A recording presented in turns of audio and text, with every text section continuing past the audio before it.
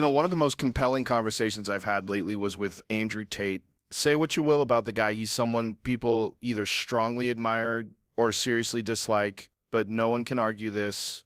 He's razor sharp, articulate, and deeply rooted in what he believes. When we started talking about religion, specifically Islam, it genuinely shifted my perspective on a lot of things. I've always had an open mind when it comes to belief systems. If you follow my podcast, you know I've welcomed everyone: atheists, Christians, Buddhists, shamans, rabbis, priests, ex-Muslims, you name it. But when Tate started explaining why Islam resonated so deeply with him, I just listened. He wasn't speaking on a surface level. This was profound. He talked about order, self-control, the masculine and the feminine, and how Islam maintains a natural harmony between them. He wasn't just repeating what he'd heard, he was clearly living it. And honestly, when you look at our modern world, there's this growing spiritual emptiness. We're obsessed with ease, comfort, and immediate gratification. Everything's available on demand: food, sex, entertainment, attention, and with zero accountability. Islam, though, is the complete opposite. It requires discipline, it's structure, 5 daily prayers, fasting during Ramadan, abstaining from alcohol and intoxicants, giving to charity, valuing community, living with intention. There's real strength in that. One thing Andrew said stuck with me. He said, in the West, they tell you to do whatever you want, however you feel. But Islam says do what's right, even when it's difficult. And man, that landed. Because isn't that what true strength is? Choosing the hard right over the easy wrong. Let me be clear, I'm not here to convert anyone. That's not my role. But I'm someone who questions everything. I look into history, psychology, culture, and I'm seeing this moral breakdown in the West. People trying to find purpose in likes and followers, in adult content, junk food, politics. But Islam offers this ancient, unshakable code of living. You don't need to agree with every single point to recognize how powerful that is. I've had Muslim guests on the podcast like Majid Nawaz, even Malcolm Gladwell discussed aspects of it. I've heard military veterans speak with admiration about how disciplined and devout their Muslim allies were in the Middle East. It's not just a religion, it's a whole framework for life. And that's what fascinates someone like me. I've always been drawn to martial arts, discipline, structure, growth, and Islam taps into all of that. Andrew also brought up the idea of brotherhood in Islam, and that really hit me. He described how when he enters a mosque, he's not treated like a celebrity or a millionaire. He's simply one man among many, standing shoulder to shoulder with others, all facing the same direction, worshiping the same creator. That's powerful. No status, no ego, just unity. And honestly, you don't see that kind of genuine equality much in today's world. Modern society thrives on division, politics, race, gender, class. It's all fractured. But at its core, Islam promotes unity. One God, one purpose, one path of discipline. And that's a message I think a lot of people are starving for right now. I left that conversation with a lot on my mind. Not saying I'm converting or anything like that, but I'll tell you this: Islam deserves way more respect in the West than it's currently given. And I think people are starting to notice that. Maybe that's why we're seeing more high-profile individuals, athletes, influencers, deep thinkers turning to it. Not to rebel, but because they're searching for something real. And let's be honest, deep down we all are. But here's what really got me thinking. After that conversation with Tate, I started reflecting more, not just on Islam, but on the nature of belief itself. What kind of belief system lasts over 1,000 years? What makes people get up before sunrise to pray? What makes someone fast for an entire month? What gives a person the will to walk a path that's difficult but deeply meaningful?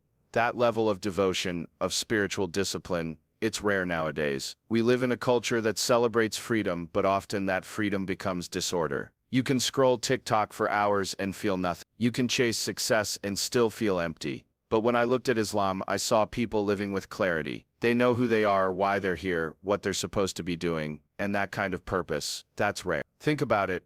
How many people in the West wake up every day wondering, what am I even doing with my life? They're buried under stress, anxiety, confusion. But the Muslims I've talked to, even those living under real hardship, they're grounded. They don't fall apart under pressure. And that kind of stability doesn't happen by accident. That's built through faith. That's shaped through discipline. I began paying more attention to the character of some of my Muslim guests. I noticed the humility, the way they honored their parents, their sense of loyalty and integrity. These are qualities that feel like they're fading in Western culture. And let me be clear, this isn't East versus West. It's values versus chaos. I'm not saying Islam is perfect, or that Muslims are all saints. No belief system has a monopoly on virtue. But I've got to admit, there's something powerful about a system that teaches men to lead, to protect their families, to worship, to serve their communities, and to master themselves. Those are the same values I've always respected in martial arts and in the strongest people I've met. What really surprised me was just how aligned Islam is with those core principles I've always believed in.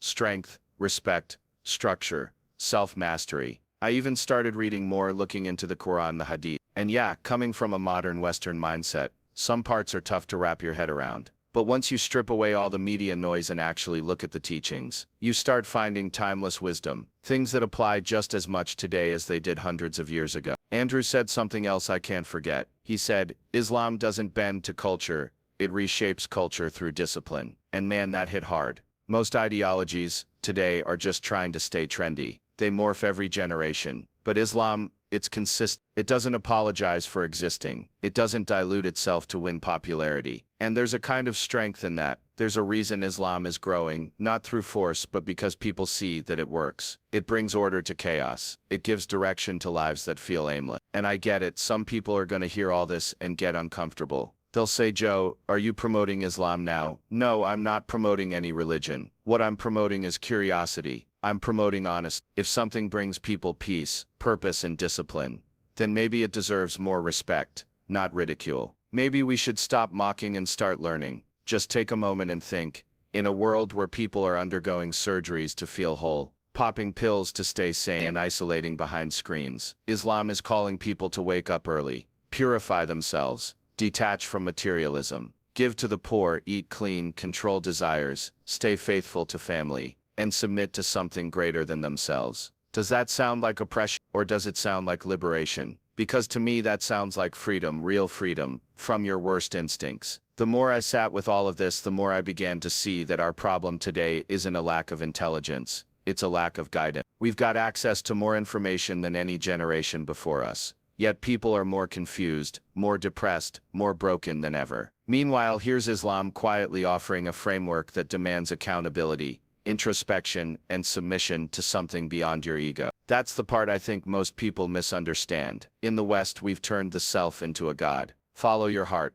live your truth, do what feels good. But where has that led us? Anxiety is through the roof. Suicide rates are climbing. Families are falling apart. Kids are addicted to screens and social validation. And right in the middle of all that noise, Islam comes in and says, you're not the center of the universe. God is. Your job isn't to bend the world to your desires. Your job is to align your soul with His will. That's not weakness. That's real strength. That's real clarity. And I'll be honest, it's something more people need to hear. Because ego, man, it's a slippery thing. It'll fool you into thinking you're free while you're actually a slave to your impulses, your cravings, your need for approval. But Islam checks the ego. It says, be alert, be intentional. Don't just react, reflect. Don't just chase pleasure, pursue meaning. And that mindset, in a world that's constantly trying to numb you and distract you, that's powerful. That's real. I've been in the fight game for years. I've trained with world champions. I've seen some of the toughest people alive up close. And what I've noticed is this: the truly strong men, the ones with real power,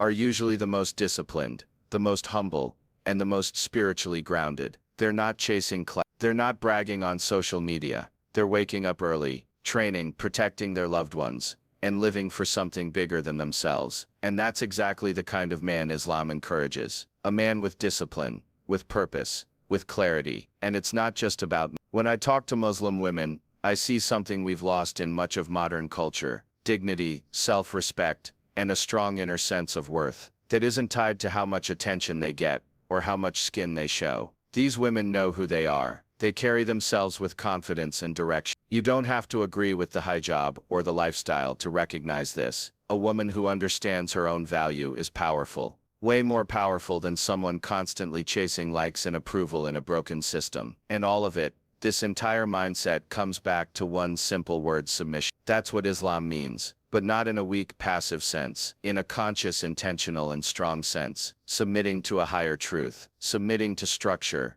to discipline, to God. And when you do that, you're not lost anymore. You're anchored. I think that's why we're seeing this shift happening right now, this quiet awakening. Guys like Andrew Tate, fighters, thinkers, athletes, they're not turning to Islam for image or trends. They're drawn to it because it offers something solid in a world full of noise and confusion. And I respect that. deeply, because it takes courage to go against the grain. It takes real guts to stand for something real when the world's pushing you to live fake. And look, I don't know where I stand spiritually long term. I'm still figuring that part out. But I'll tell you this, I respect Islam today more than I ever have. Not because of what the media says, not because of what critics scream, but because I've seen it with my own eyes. I've watched what it does for people. I've seen the peace it brings, the order it restores, the strength it builds. If you're someone who feels lost, someone who's angry, someone who's searching, I'm not here to tell you what to believe, but I am telling you, don't dismiss something just because it challenges you. Sometimes the thing your soul needs most is the very thing you're resisting. And maybe, just maybe, it's time to stop judging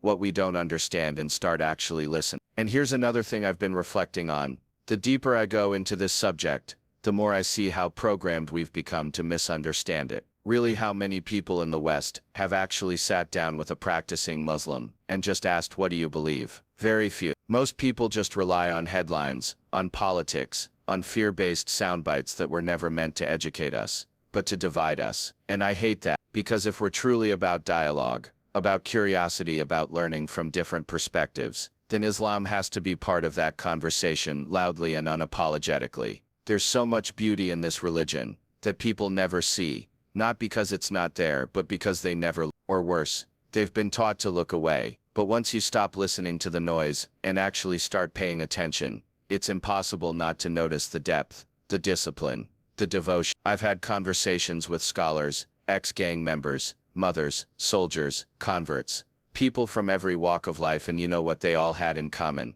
A kind of a calm that came not from having an easy life, but from knowing exactly why they're here, where they're going, and who they answer to. That's rare today, and it's worth paying attention to. So no, this isn't about converting. This isn't about preaching. This is about asking better questions, about breaking out of the echo chambers we've all been stuck in for too long. Because if we can't have honest conversations about what billions of people on this planet believe, what are we even doing? If we're afraid to hear the truth, maybe it's not the truth that's the problem. Maybe it's us.